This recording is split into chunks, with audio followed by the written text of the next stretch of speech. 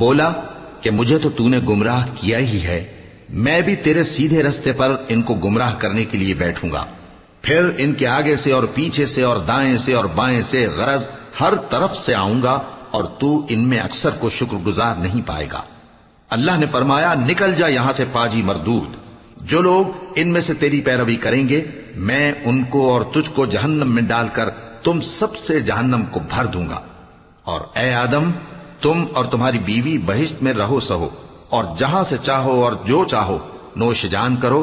مگر اس درخت کے پاس نہ جانا ورنہ گناہگار ہو جاؤ گے۔ تو شیطان دونوں کو بہکانے لگا تاکہ ان کی شرمگاہیں جو ان سے پوشیدہ تھیں ان پر کھول دے، اور کہنے لگا کہ تم کو تمہارے پروردگار نے اس درخت سے صرف اس لیے منع کیا ہے کہ تم فرشتے نہ بن جاؤ یا ہمیشہ جیتے نہ رہو،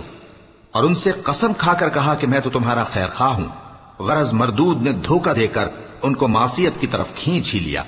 سو جب انہوں نے اس درخت کے پھل کو کھا لیا تو ان کی شرمگاہیں کھل گئیں، اور وہ بہشت کے درختوں کے پتے توڑ توڑ کر اپنے اوپر چپکانے اور صدر چھپانے لگے، اور ان کے پروردگار نے ان کو پکارا کہ کیا میں نے تم کو اس درخت کے پاس جانے سے منع نہیں کیا تھا، اور جتا نہیں دیا تھا کہ شیطان تمہارا کھلم کھلا دشمن ہے؟